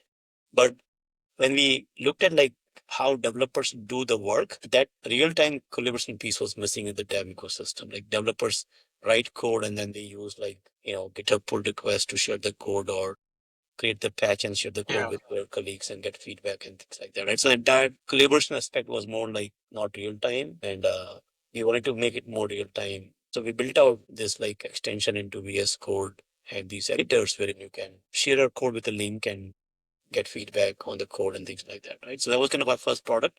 But I think some of the learnings we had, like when we took this product to the customers, the basic use case we want to solve is like when you are writing code, if you have some questions around the code, you can quickly like start a chat session with your colleagues, and the colleagues also get to see like what code you're working on without having to check in that code and whatnot, right? So kind of get the same Google Docs experience where you can get the comment in the code in real time and whatnot, right? I think the feedback we got from market is like it was a new way of doing things, right? And people weren't sure like whether this is the right way to kind of do real time collaboration in the coding. So we got some initial traction, but it's kind of, or the product which everybody felt like they will use it. We got a lot of good feedback when we showed the product, but when actually people tried to use the product, they did not use it, right? It was kind of a bit of habit changing in some way. So basically at that point, like we were testing out the early version of the codex model, and the problem we're trying to solve wherein if you have some questions on a code, you can tag your colleague and get that answer. The same problem that we solved with the AI when the codex came out. We said, hey, if somebody wants to ask questions about the code, instead of having it asked to your colleagues, now the AI can kind of answer that question, right? So the first version of our Bito AI product was the product where you talk to your code and ask questions about code, and LLMs would kind of answer those questions. And from that point onward, we kind of started building and focus more on the code review. And in this case, you didn't find any issues in terms of like, I mean, in the earlier version, you said that this was new to your customers and it felt like a habit forming activity. But by the time this product releases, do you think that that habit was already in place that you can quickly get the answers from AI and it wasn't something new? So I think that the problem was not so much that people did not want to ask questions about the code or learn about the code. It's just that people did not have time to respond to those questions. Like every developer is busy and they don't want to be bothered about like the developer mindset is such that they don't like interruptions, right? They want to stay focused. So in the real time collaboration, if like these notifications are popping up saying that, hey, Bala asked these questions and he tagged you, can you answer that question? Developers doesn't like that kind of interruptions.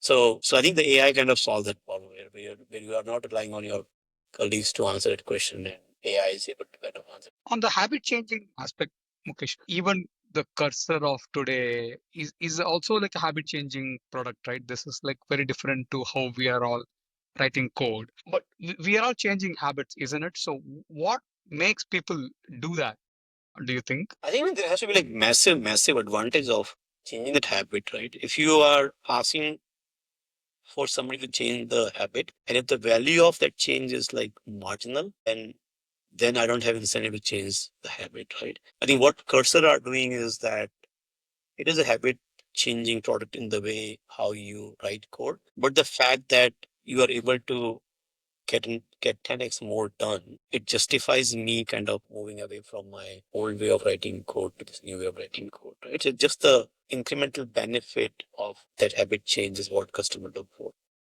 The benefit is marginal than people. Yeah, because there is an inertia. I mean, what I feel is there's inertia to change anything. But if your ROI is so high, you will be okay with that Yeah. that much effort. Even within that, like I hear a lot of, I mean, you always, every new way of doing things, you always will have early adopters and you will have like non-believers to begin with. So even in this coding agent space, I was about a year back when we were selling code review agent in the market, people really didn't believe that, you know, AI could review code and provide feedbacks and whatnot, right? And now like everybody is kind of looking for that solution. So I think that sort of shift is also the function of how the technology has matured, what is the outcome, and then there are always going to be early adopters of product category in every space. And I mean, I still think there are a lot of people, I would say, experienced developers who probably don't believe in Cursor and these coding agents, even though you know they are being adopted aggressively. But I think the interesting thing about the coding agents is I'm also talking to a lot of engineers collecting feedback for my startup. Uh, I think in the small startups, early stage startups, engineers are adopting themselves, and in big corporations, it is getting pushed from top down. It's happening in both ways, which sounds very interesting. What has it been for a Bito? See, we have always been kind of being a team product. We've always been kind of that top-down product. It isn't something like people don't see value of code review agent as a solo developer. They only see the value if the code review practice is encouraged in the organization, right? So we typically sell to CTOs or head of engineering and not to the individual developers.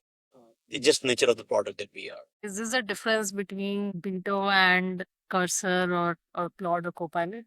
Is this the main difference? Yes, I think we kind of play in the different categories. Our primary category is Cursor, Copilot. They are focused more on code generation. We decided to not play that space because so many players are there. So we kind of play in the downstream processes. Hypothesis is that if the amount of code which is being written is growing so much, if the velocity of code being written is growing so much, we need like the right quality gates for that code to kind of go into production. And we are playing that quality gate layer where we provide the right quality analysis and the code review analysis of the code. I mean, having said that, I mean, there is kind of we're beginning to hear that Cursor and Copilot, they also are launching code review agents. So, Yeah. there's a competition across the board. Yeah, I mean, I feel like when I talk to so my co-founder who is from the tech front, and also a few people that I talk to, they keep talking about the fact that hey, I can ask Claude or Copilot to write the code, but at the end of the day, the major task that I have is to review the code, to ensure it has the right context, it is taking into account everything. So it looks like after like code generation has become easier, review is the next problem to solve. Yeah. And I guess this is interesting that you are in that space. Yeah, I mean, that's what we're betting on. I mean, that's what we're betting on, that more and more people feel the need for code review agent. I think what is changing is, and that's something we are learning as well, and we are kind of taking that learning to build the product, right? Like when you think about the code review, the kind of problem that existed earlier when people wrote code were different than the kind of problem that at like being introduced when the coding agents are writing code, right? And I would say like when people would write code, a lot of coding issues would tend to be more localized coding issues. Like, hey, they broke some API because signature mismatch, or they forgot to do the exception handling properly, and as a result of that, like they aren't doing the right job of error handlings and things like that, right? Now the coding agents have become really good at those low level problems. They don't introduce a lot of low level problems. But then I think human had much better context of systems. So they did not introduce a lot of high level problems when people wrote code. But now the coding agents are introducing a lot of high level problems that are new problems as when you are reviewing code, right? So the nature of coding agents is also changing, or we need to change in terms of like what problem we focus on. Like I remember Bito in early days, we would focus on like uh, reviewing the code and identifying like, hey, you did not options and things like that, right? And now, as more and more code is written by AI, those problems have gone down. But the problems are now that you made some API change in this service, the other service which is like 3 degree away from this service is incompatible now, or there's a lot of like duplicate code or things like that. So the nature of problem is changing, and we need to kind of evolve our code agents to address those like higher order problems as more and more. Yeah, very interesting Okay. insider I mean insider knowledge on this. This is very interesting. Yeah.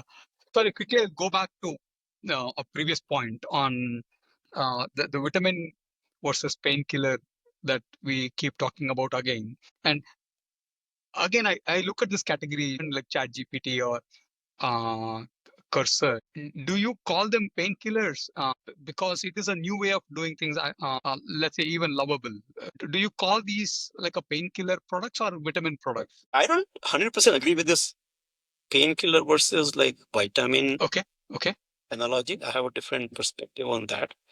Uh, if you think about like all the multi-billion dollar companies, Facebook or uh, you know, Snapchat or Instagram, none of them were kind of solving a pain. They were like Isn't just it? Exactly. Yeah. new way of doing things, new categories, new like category defining products to some extent. Like nobody said that, hey, I'm having problem connecting with my friend, so I need a social network to connect with my friend, right? Having said that, I think this analogy works because so you look at from the if you look at from the perspective of success probability, you will have a higher probability of success if you are solving a pain versus something which is like not a real pain. But the companies which become successful, which are not focused on solving pain, they will end up becoming like large companies, right?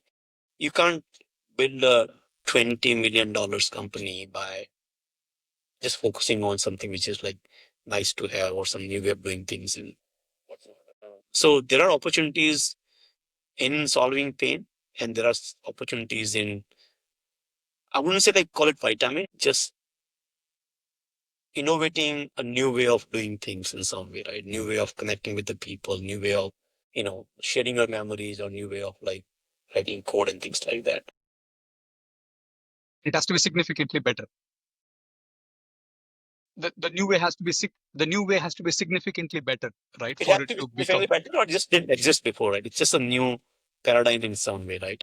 Some categories did not exist at all, right? And then those categories became big, not because like people were solving that problem through some other mean, but just tech is evolving so much that there are always opportunities to do something interesting, which kind of changes the human behavior, changes the society, changes like things like for people. coming to this code review. So now your focus is on reviewing AI generated code more than the human generated code. Is that how I mean, we things are review both evolving? code. Like we Okay. still think like a lot of enterprises still writing a lot of code, but I would say like we are keeping an eye on how the nature of code is changing and how does that product needs to evolve to address that need. So, I mean, for last 1 month, for example, as a product leader for Bito, uh, I have been writing a lot of just to understand the nature of code when it is written through AI. I'm not like a Vibe coded. AI native developer. And I learned a lot of things. I've tried various scenarios. I kind of refactored the code. I changed the frameworks of the code and understand like how AI does. And for me to sort of just learn about the space so that I can be a better product leader for Bito in some way. You pick up Bito's code and like play with it, like because creating a small new project is very different from working on like a big repo, lot of dependent repos, isn't it? Yeah. So I think when I've kind of not played the Bito code, but kind of build a product of my own, like a more of separate product, uh, which has like a lot of nuances, and it is like almost like production grade products to some extent. Uh, and yeah, so I need to really know like what it feels like to write 100% code through AI, right? And then if that becomes a norm, what kind of problems would be there in that process that the Bito needs to address? Because I do believe that in next like couple of years, a lot of code or most of the code will be written by AI. So to be able to understand the dynamics, I need to understand developing the entire product end to end with AI and not take some legacy and apply like AI coding. And do you see it different that the code generated by platforms like Lovable, Replit versus what people use it in Cursor and Cloud Code? Are they very different or are they similar? Not use Lovable or Applet too much. I've mostly been just using Cursor and Claude.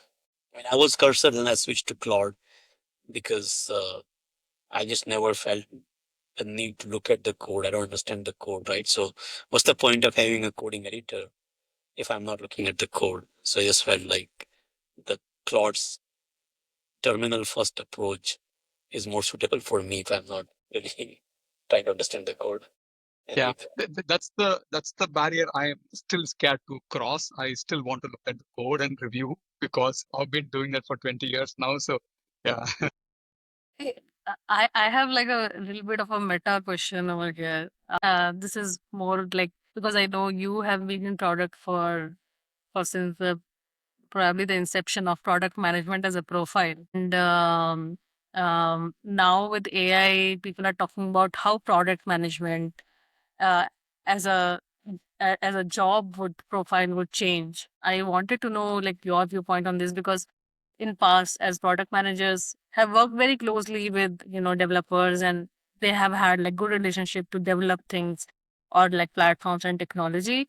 Now do you think product managers, the way they interact with their counterparts or the way they function, is that going to change drastically given that now AI is doing a lot of this way how to write? Because a lot of people actually are talking about that now actually product managers can build something on their own and show this to your tech partner and say that I want something similar but like a little bit more fancy. So what are your thoughts on that? Yeah, so I have a pretty radical view on that, and I have written this about in on my LinkedIn as well. I think like if you project 2 or 3 years down the road, and if you assume that the AI will be so good at creating products, this trio of like designer, product manager, and developer, there will be a lot more overlap than it is today. Today, the responsibilities are fairly well defined. That the product person does research and define the product spec and work with the user experience designer to create the design, and then developers implement it, right? So that I think all those three roles may blend to just like a builder role, right? Where people will build and they want the distinction between, product manager, developer, and UX designer. Bala may not agree with that, but I think I'm looking at like 2 years down the road and say, is that a reality? Probably it is. There will still be a primary role for each of those disciplines, like product managers still need to think about understanding the problem and things like that. But so I think just the boundary between these three roles will blur more and more as AI become more powerful. Not just for the coding, but for doing everything, right? Like now I can do the research for the product through AI. I can come up with my UI design through AI, right? So with AI assistant. In the short run, I think the product manager, like for example, I will just give you some real examples of how I am doing product management and how I encouraging my team to product manager. A very recent example, a customer feature request came, and a typical process would be that you will talk to engineers and say, okay, here is a customer feature request. It's a critical customer. If you don't give the request, it may churn and all that, right? So now I tell product manager, don't go to engineers to understand how long it's going to take. You have a tool, you have a cursor, you have all the Bito code. Can you do your own due diligence to understand what services need to change, what UI needs to change, and how much code need to change to support this feature? So that like initial technical evaluation of how long it's going to take to build this product with the right tool, a product manager can do that analysis on their own rather than relying on engineering to say. Now there may be some discussion required, like AI might come and say, hey, you need to change these 5 services, you need to create this new UI and all that. And but at least a first informed estimate of how much this feature would cost is possible to do with AI, and anybody can do that. It doesn't require engineers to kind of.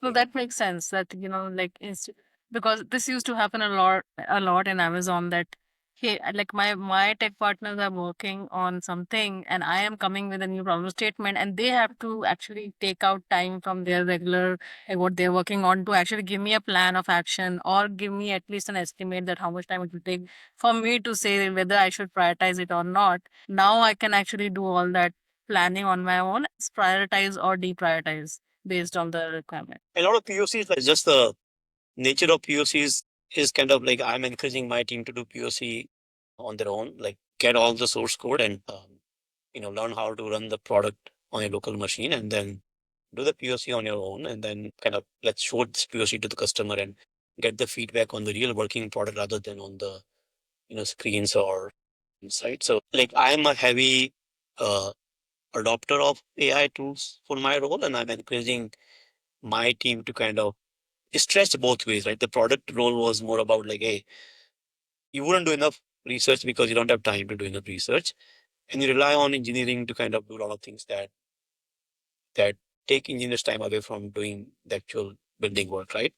So now I'm asking my product manager to stretch both ways. You use AI tools to do more research than what you used to do earlier, so that you are starting out with a strong conviction that this is the right feature to build, or this is the right way to prioritize. And then also stretch on the other side, wherein the POCs or the estimation that you relied on engineers to do, now you can do that POC yourself and you can do estimate yourself, right? So overall you have much better uh, viewpoint, much better data to kind of make decisions whether we should build or not build so and so product. Yeah, I think this is interesting in the sense on the research side, I don't know where is the overlap, but on the building the POC and estimates, I think it's both helpful to the engineers that they are not working on this throwaway code or whatever, iterating on this temporary code. You can go show it to customer, but the whole estimate part, do you see more friction between product and engineering that, hey, if the product person go to engineering with, hey, I know this will take a week to build, go build it. I don't know, do you see that happening? Because this is Right. I mean, yeah. there was always a friction between the product and engineering in terms of like product feels that it should take 1 week to build and engineers feels that it should take 5 weeks to build, right? Now, I think what has happened is that hopefully product feels that it is not 1 week, but it's a 2 weeks. Engineers feel that's not 5 weeks, but maybe 3 weeks or something, right? It's getting Yeah. better, you think? Kind of what a product mindset would be in terms of what it takes to build the feature versus what the engineer mindset was. That gap probably is filled through like more informed uh, assistant from the AI in some way. That's great. That's a good thing if that's happening. Yeah. And I think always going to be like whenever these new tools come up, right? When discipline XYZ used to do discipline ABC would feel a little bit like somebody stepping on my toes and things like that, right?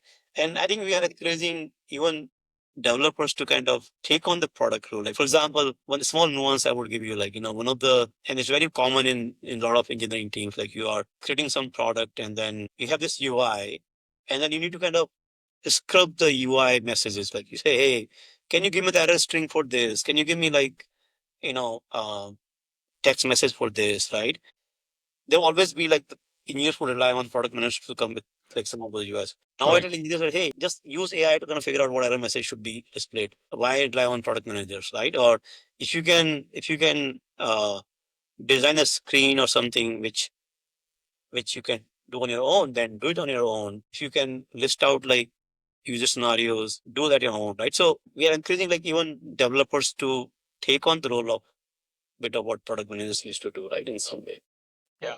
Great. Yeah, I think this is very, very interesting times on how Yeah. we are going to build. So I also keep thinking about the nature of the code base and the repositories, right? Like, so we moved from this monolith to microservices, and with AI, I think it is going to change, but I don't know how. I feel we will have more modular throwaway kind of code in the future. Yeah, yeah. This is very, very dynamic and evolving space. I think we should get out of the the specifics and discuss the startup journey at a slightly high level. So it's been now 4 years now, Mukesh, like at Bito, right? Like you guys have Yeah, raised about like 3.5 years forward. Yeah, three. yeah.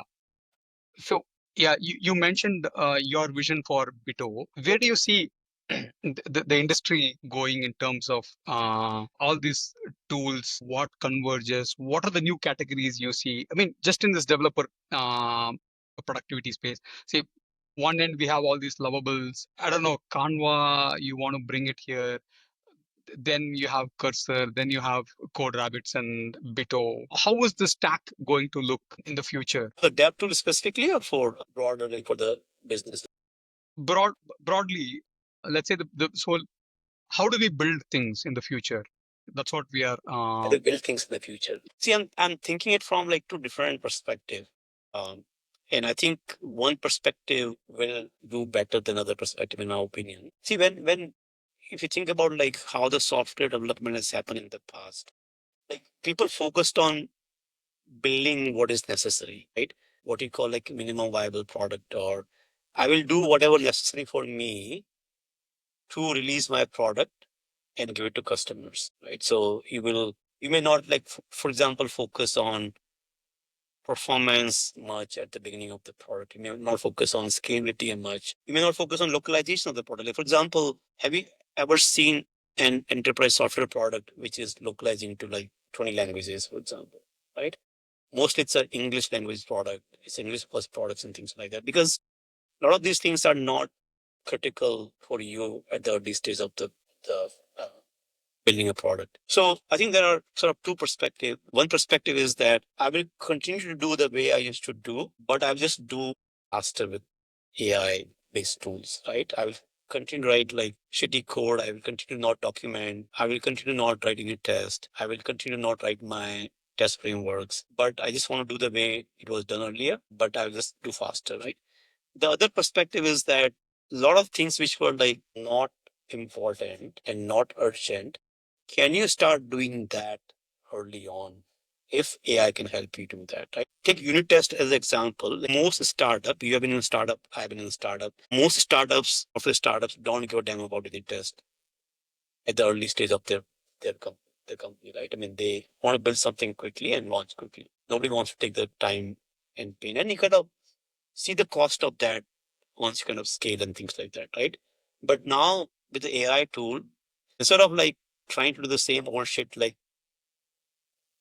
eh, like 100% faster, can I do a better shit? I'm in the second camp. Like if you have AI tools, try to build a better foundation of your software. A lot of things that were not important earlier in the urgency to ship product. Now take a time to kind of do that. For example, implementing your product, making sure that you are putting your plans together, making sure that you are uh, writing like unit tests from day one. And a lot of mature companies did that. Right? I mean, I remember like, there's a big difference between software companies in like certain geographies and more mature software companies. More mature software companies, even the startup would have like these really strong processes around code unit testing and coverage and all that, right? But now every company can establish those strong practices of engineering. So that's the one change I see would probably. Yeah, I hear that the scope of MVP is going to just increase. I think this is like when we were talking to somebody, we were pitching some idea, right?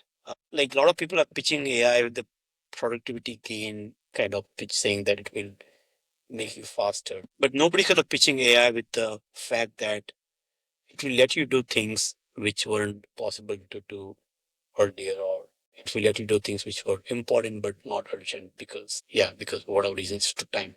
So scaling is probably more important. Scaling your effort, scaling your activities is probably a better use of AI than just using AI to do like your job faster in some way.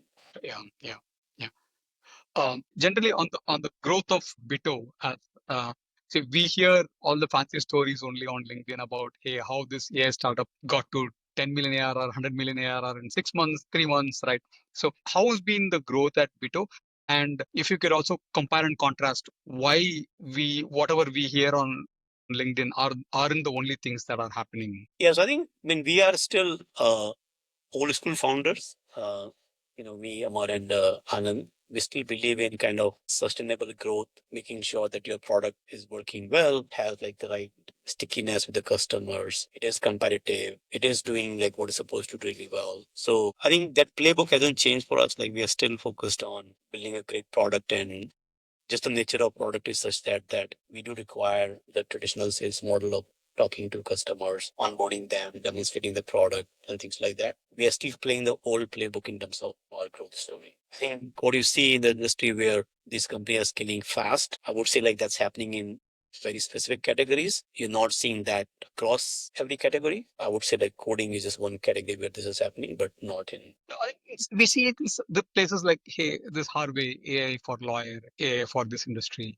The vertical SaaS stories also we hear. Particulars, Yeah. yeah, that's interesting for sure because I mean, there was a greenfield opportunity to some extent. Like there weren't a product of that nature uh, in that space. So a lot of like these greenfield opportunities that the AI has created. But I would say like think about like sales, marketing, HR, IT, CI/CD, dev tools space. A lot of categories are still kind of slowly evolving and growing slowly. Is it because the problem is not very new? This is not a category defining product. Is that why there is no grab the market kind of motion happening? I mean, I can speak to the dev tool space. I mean, it's a need driven kind of pull from the market, right? I mean, if I'm a head of engineering for uh, an engineering team, because are spending time more. So, so I think there is an evolution. Like, uh, nobody really cared about code review up until like a year back. And now everybody is looking for code review agent. Is maybe a year ahead in terms of adoptions and conversions and whatnot, right? And when you go to a lot of companies, they are just beginning to converge on the platform of choice for the code gen, but they are still like evaluating bunch of platform on the code review side. And probably same thing happening in the customer services space as well, where like that's another space which has kind of seen good traction. Automate resolution of your customer services, customer request, and things like that, right? So, I mean, I don't know that in the breakout hit that is space. That there should be some big company that is space. So at Bito, what's been your growth strategy? Like, what's like your early adopter cohort that picked it up first? Yeah. So I think we are sort of ICP is at least till now ICP is any company which has like 50 to like 500 engineers. Below 50 engineers, code review problem isn't like a serious problem. Once you get to that 50 engineers, then the code review become a serious problem. So that's kind of one way to look at it, just in terms of size of the engineering team. And in terms of the kind of teams that have adopted, I mean, that's generally been the same as any other product. Yeah, so I think generally the tech first companies tend to be like the early adopter of new technologies. So a lot of our early customers were enterprise software companies as like first set of customers. So, customer services companies, so any enterprise software companies, that's where we saw the first traction. And then I think in the last 6 months or so, B2C companies like in India, Swiggy, Lenskart, all these companies have started uh, adopting up. And I think for some reason we are seeing more traction in India than the other market in the space that we are in. Most of our large customers are India-based customers than the US customer. That's a surprising for us as well because there was always this kind of viewpoint that customers in India don't want to pay. They are like late to adopt new technologies, but in the dev tool space, we have seen like faster diffusion of the coding agents or code divisions in. So you see this not just for your company, for the category in general. Yeah. Just because I think we have a hypothesis, our hypothesis that see the talent in India is still a problem. Like having the high quality engineering team is not as prevalent as that in the other markets, like the US market. These AI tools can assist or fill the gaps, which is the result of, not having like high caliber. No, I think I mean, I feel like Vito is an interesting journey, and especially the world of AI. I actually personally learned a lot about how that is changing our day to day life. But yeah, maybe we can ask anything to close, Mukesh. Like, I mean, because this is for people who would start something of their own. Any learning that we want to share as a closing statement for them? Yeah, I guess I mean this whenever there is a new tech wave, it opens up very interesting opportunities to build companies. I mean, we saw that in the first wave of internet in early 2000. We saw that in the second wave of like mobile with like Facebook, Instagram, Swiggy, all these companies existed because of mobile wave. So yeah, I think this is kind of at least in my career, this is the third big wave of AI and I'm quite bullish on it. And there are a lot of opportunities to build a new category defining products as well as I equally feel there is a opportunity to disrupt the incumbent in the space as well in terms of like what is that new e-commerce platform which is AI first versus like Amazon just doing their AI bot plug into their what is the new SaaS stack look like in this AI world versus like the SaaS stack of last 20 years.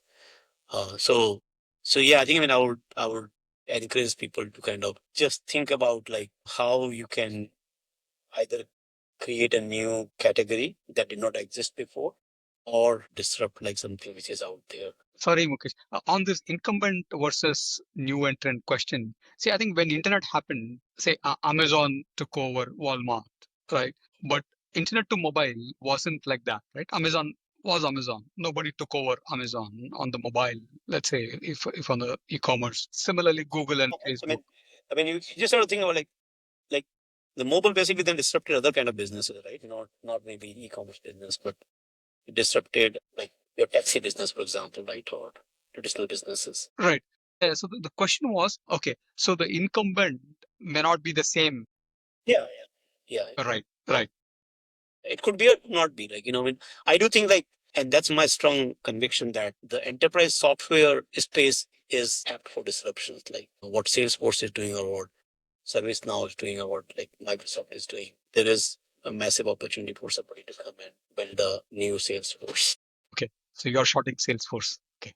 Take a shot like how Salesforce took a shot at like Siebel and uh, SAP and all that, right? And I think uh, you have to sort of then, if you're disrupting some category, you have to think like holistically. You just can't say, hey, I'm going to create an AI native CRM solution, right? You have to think about like economic, think about pricing model, think about like, you know, how people get value, how they use the product, what the user experience look like, all those things. You have to think about the entire stack and not just like one piece saying that I'm creating AI native CRM solution, right? Like when Salesforce came about, they didn't say, hey, I'm just going to deliver CRM software over internet or browser, right? They also said and say, okay, we'll also change the pricing model completely. Instead of you paying like millions of dollars to SAP or Siebel or these old platforms, now you just pay like $100 per month per user. The whole software-based subscription model became a cornerstone of this disruption, not just like how the product was delivered. Great, great, Mukesh. I think like we should do one more session where we dive deep on more topics. Thanks a lot for like a really long chat, extending beyond what we planned. Yeah. Thank you so much for the session. I mean, hopefully it was useful to somewhat, and It was hopefully very find insightful. it interesting. Mostly my personal experiences, and yeah, glad to be part of this. Thanks a lot for sharing your story. Yeah. Bye, Mukesh. Like, bye bye. Call the. Very So, yeah, I interesting. think. Sorry. Especially, I think, I mean, in this one, I think we really went into the depths that we wanted to go from an AI perspective, right? I mean, this is, I think, the first podcast we have done where we have gone into that uh in that detail, right? That Yeah. is But I felt we should have started discussing Bito sooner so that we could have covered more because I still have so many questions. there's also a lot of like, I mean, Mukesh had a very long and, his journey is filled with so many stories. And so, I mean, it, there was so much content that we had to like go back and forth and understand everything. But I feel like it's good that we also covered the least early part of his career because that gives a lot of insight on like the general like founder journey, not just from an AI perspective, but like what made things work, what are the lessons that he learned. But yeah, when it came to like Bito, I guess it was mind blowing, like very relevant for the times right now. Yeah. Yeah. So thanks everyone for joining in. This was a, this- I mean, today we covered Mukesh's journey, and he's like a serial entrepreneur, and he had so many stories, and I personally feel lower when listening to all that. I still have so many questions that I wanted answers on, but yeah, we couldn't cover everything, but hopefully this will give some insights to people, and maybe we can do 2.0 with Mukesh. Yeah, I also have a lot more questions, and this is also probably an episode like I would watch again to understand specific Yeah, points and learnings yeah. to gain more knowledge. Yeah, And great. especially there are a lot of things relevant in the current space of what is happening in AI. So yeah, hopefully people who are tuning in got some help and some guidance from this. But yeah, we'll see you in the next episode. Bye bye.